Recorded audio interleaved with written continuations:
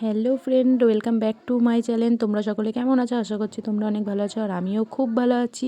আর এখন আমরা যাচ্ছি কোথায় বলো তো? এখন আমরা যাচ্ছি নৈহাটি। তো এখন বাজে 5টা 50। তো আমাদের ট্রেন আছে 6টা 47-এ। তো আমরা অনেকক্ষণ আগে বাড়ি থেকে বেরিয়ে পড়েছি। তো এই যে দেখতেই পাচ্ছ কেমন অন্ধকার, এখনও ভোরবেলা, তাও এত অন্ধকার। আর কে কে যাচ্ছি? আমি আর দিদি যাচ্ছি। দেখতেই পাচ্ছ এই যে আমার দিদি পেছনে দাঁড়িয়ে আছে।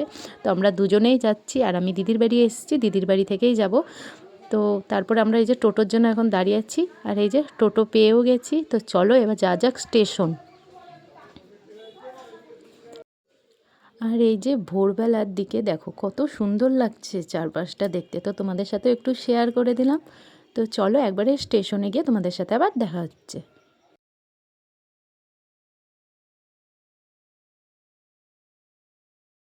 আর এই যে স্টেশন চলে এসেছি, দিদি এদিকে টিকিট কাটছে।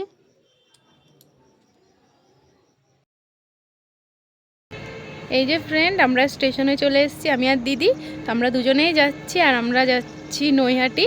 তো ট্রেন এখনও আসতে লেট আছে, যেহেতু ট্রেন 6টা 47-এ, এখনও লেট আছে। আমরা এই যে স্টেশনে এসে দাঁড়িয়ে আছি এখন।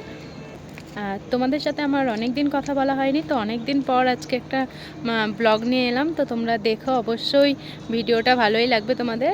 তো চলো তোমাদের সাথে আবার পরে কথা বলছি। আর এই যে আমাদের ট্রেন চলে আসছে, দেখতেই পাচ্ছ। এই যে ট্রেন চলে এসছে, চলো এবার ট্রেনে উঠে পড়ি। ঝটপট করে ট্রেনে উঠেও পড়েছি, কিন্তু ট্রেনে উঠে খুবই ভিড়, বসার তো জায়গাই ছিল না। তো তারপরে আমরা লেডিসে আসি, লেডিসে এসেও দেখি বসার জায়গা নেই। কিছুক্ষণ দাঁড়িয়ে থাকার পর অবশেষে এই যে এখন বসার জায়গা পেয়েছি। তো চলো আমরা এবার যাই নৈহাটি বড় মার কাছে। তো ফ্রেন্ডস, এই যে আমরা এখন ট্রেন থেকে নেমে পড়েছি, আর ওই যে ওই পাশে আমাদের ট্রেন দাঁড়িয়ে আছে, দেখতে পাচ্ছ। তো চলো এখন যাওয়া যাক, বাটা কিনতে হবে। তো চলো তোমাদের সাথে আবার পরে কথা হচ্ছে। এই যে এখন আমরা রাস্তা দিয়ে হাঁটা আরম্ভ করেছি। আমরা টোটো নিয়ে নিই, যেহেতু স্টেশনের কাছ থেকে একটুখানি, এর জন্য আমরা এই যে এখন হাঁটতে হাঁটতেই যাচ্ছি। তো চলো পরে কথা হচ্ছে।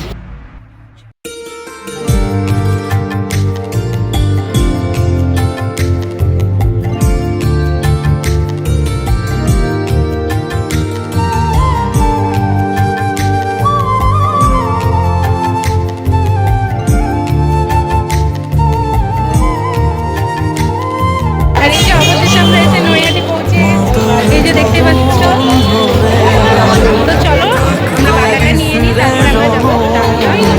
আর এই যে ডালা কেনাও হয়ে গেছে, এবার আমাদেরকে গিয়ে দাঁড়াতে হবে লাইনে। তো চলো লাইনে চলতে।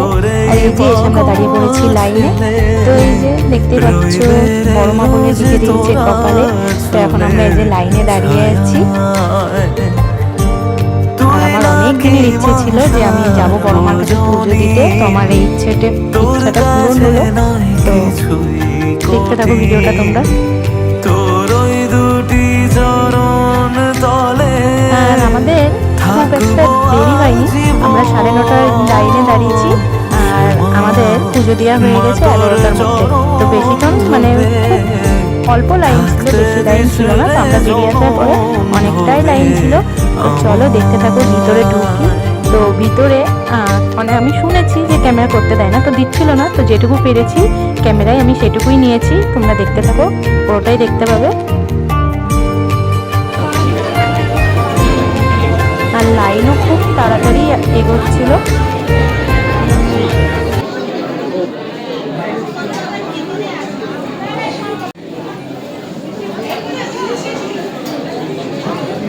আর অবশেষে এই যে বড় মার দর্শন পেয়ে গেছি। তো মনে যে কি শান্তি লাগছে বলে বোঝাতে পারবো না। তো এই যে বড় মাকে তোমরাও দেখে নাও। আর এখানেও এই যে ভিতরে এখনো লাইন, তো এখনো বড় মার কাছে যেতে পারিনি। আর আমাদের পুজো দেওয়া কমপ্লিট।